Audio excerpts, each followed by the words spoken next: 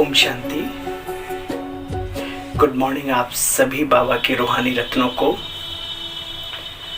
कल की वाणी के जो महावाक्य थे वास्तव में हमारे जीवन के लिए बहुत ही लाभदायक। बाबा ने कहा बच्चे ब्राह्मण ही से या लोगों से रूठो तो रूठो, लेकिन मेरे से रूठे तो सत्यानाश। और बाबा ने कहा घर में नहीं बैठ जाओ बच्चे, खजाना बाबा लुटा रहा है, उसे लूटो, गहराई में उतरो, रत्न तब मिलेंगे। तो आइए कल के महावाक्यों को अपने जीवन भर के लिए उतार लें, तो ये ब्राह्मण जीवन सदा कायम ही नहीं बल्कि बहुत ही शक्तिशाली बनकर कल्याणकारी बन जाएगा, प्रेरणादायी बन जाएगा अनेकों के लिए। चलिए आज इजीवे मुरली दर्शन में आपका पुनः हृदय से बहुत बहुत स्वागत है, सत्कार है, अभिनंदन है। ईश्वरीय महावाक्यों का सार 5/1/2022 की मुरली है।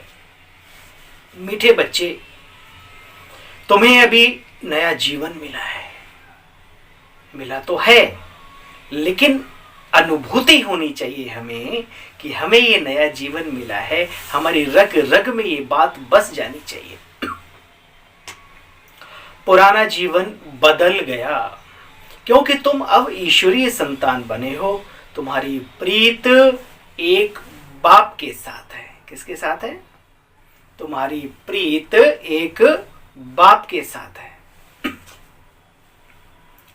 फिर बाबा ने पूछा ब्राह्मण जो देवता बनने वाले हैं उनकी निशानी या निशानियां क्या होंगी? खुद ही खुद से सवाल करो, क्या देवत्व तो हमारे में आया है? ब्राह्मण बाबा ने उत्तर दिया, वह ब्रह्मा की मुख वंशावली ब्राह्मण सभी एक मत वाले होंगे। एक मत, एक बल, एक भरोसा, बस, दूसरा कोई नहीं। उनमें कभी मतभेद नहीं होगा, आपस में कभी फूट नहीं पड़ सकती। लौकिक में जो ब्राह्मण कहलाते हैं अपने आप को बच्चे, उनमें अनेक मतें होती हैं। कोई अपने को पुष्करणी कहलाते हैं, कोई सार सिद्ध कहलाते हैं, अलग अलग गोत्र, अलग अलग बातें। आप बच्चे एक बाप की मत से देवता बनते हो। देवताओं में कभी फूट नहीं पड़ती। बहुत ही गहरी बात बाबा ने कही। इस पूरे ईश्वरीय विश्वविद्यालय का एक ही लक्ष्य और एक जैसे दिव्य गुणों को धारण करने का पुरुषार्थ। तो बाबा ने कहा जैसे देवताओं में फूट नहीं पड़ती, संस्कार कहाँ के जाते हैं? हम ब्राह्मणों के ही तो जाते हैं देवता रूप में। गीत बजा है, जिस दिन से मिले हम तुम, नई प्रीत लागे, नई रीति लागे, सब कुछ लागे, सब नया नया, जीवन बदल गया। याद करो कभी पुराने जीवन को, तब क्या थे और अब क्या है, भविष्य में क्या होंगे। ओम शांति। जानते हो हम हैं ब्रह्मा कुमार और ब्रह्मा कुमारियां। शूद्र कुमार और कुमारियां अब नहीं। और ब्रह्मा कुमार कुमारियों का आपस में कितना रूहानी लव होना चाहिए। रूहानी लव है क्योंकि हो गए ईश्वरीय संतान। आत्मा और परमात्मा जब साकार में मिलते हैं तो लव होता है।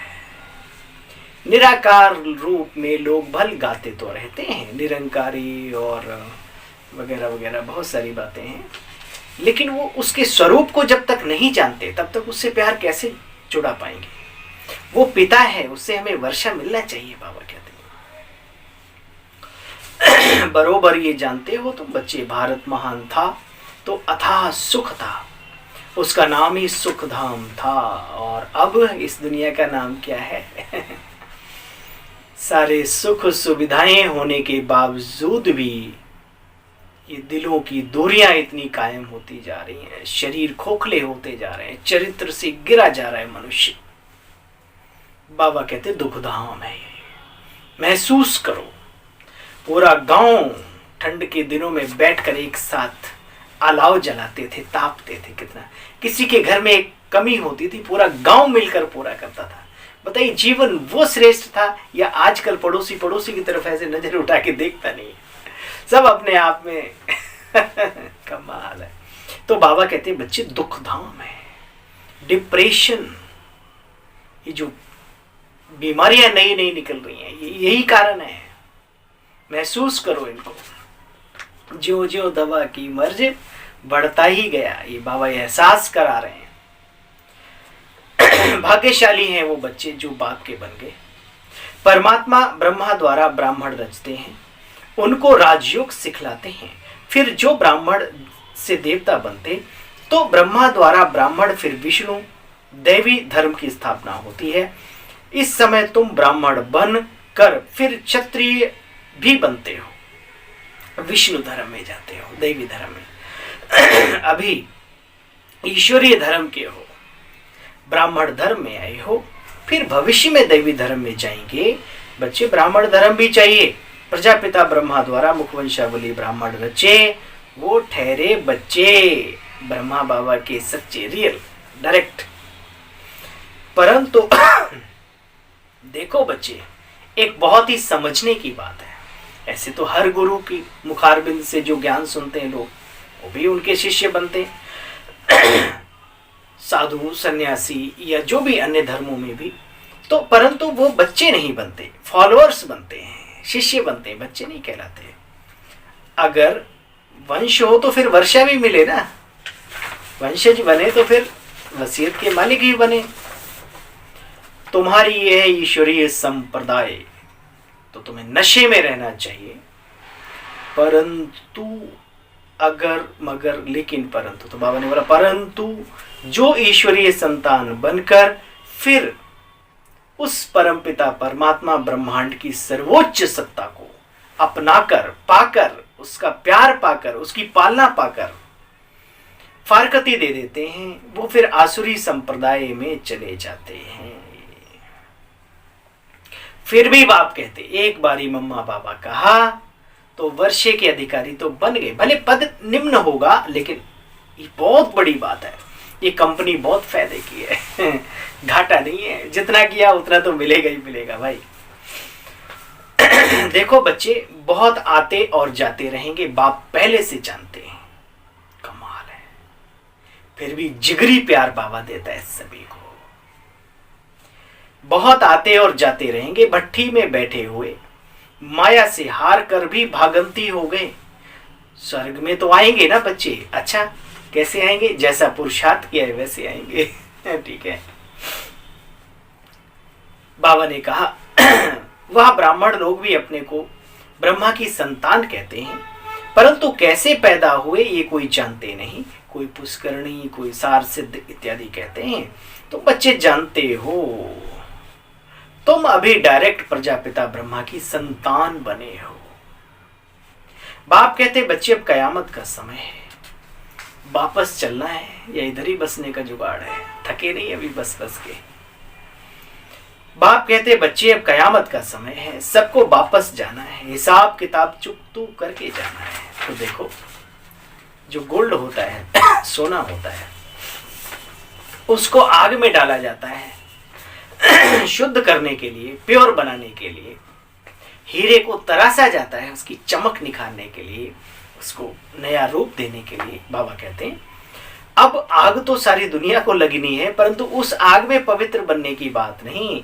योग अग्नि, हे अर्जुना, राजयोगा विकर्मो दग्धा, कर्म कौशलम, सब कुछ राजयोग में समाया हुआ है। इस योग में अपने को आत्मा समझ, उस निराकार प्रकाश पुंज परम धाम निवासी परमात्मा को याद करना स्नेह युक्त, यही राजयोग है। देखो बच्चे, आधा कल्प तुम कितना याद करते आए हो। हे प्रभु आओ, एक बार आ तो जाओ। अरे आज भी भजन सुनते हैं तो मन खुश हो जाता है कि हमने भी ये खूब चिल्लाया होगा, खूब गाया होगा। ओ कन्हैया आजा रे, आजा रे, हैं, और फिर हम तुम्हारे ऊपर न्यौछावर हो जाएंगे, बलि चढ़ जाएंगे, हम किधर भी नहीं देखेंगे इधर उधर। अब मिल गया है, उस मिले हुए को एहसास में तब्दील करो। बाबा कहते हैं देखो बच्चे खूब याद करते हैं, आत्मा ने सुख पाया है तो दुख में किसको याद करेगी? प्रभु से, जिससे सुख मिलता है, और अचानक दुख आ जाए तो सुख देने वाले को ही तो याद किया जाता है। अच्छा बच्चे, मीठे मीठे सिकीलदे बच्चों प्रति माता पिता बाप दादा का याद प्यार और गुड मॉर्निंग। रूहानी बाप की रूहानी बच्चों को नमस्ते। हम सब रूहानी बच्चों की रूहानी बाप दादा को गुड मॉर्निंग, नमस्ते मीठे बाबा। दिल कहे बाबा तेरा शुक्रिया। वाह बाबा वाह, थैंक यू। कभी भी बाबा पढ़ाई को छोड़कर वर्षा नहीं गवाना। बाबा के दिल का कितना प्यार है। एक मत होकर रहना है। अरे भाई बाबा को क्या लेना देना है, लेकिन बाबा हमारे कल्याण के लिए कहता है एक मत होकर रहना, और जो मिला है उसे गंवाना नहीं है। सजाओं से छूटने के लिए योग बल से पुराने हिसाब किताब सब चुकतो करने हैं। वरदान, ट्रस्टीपन की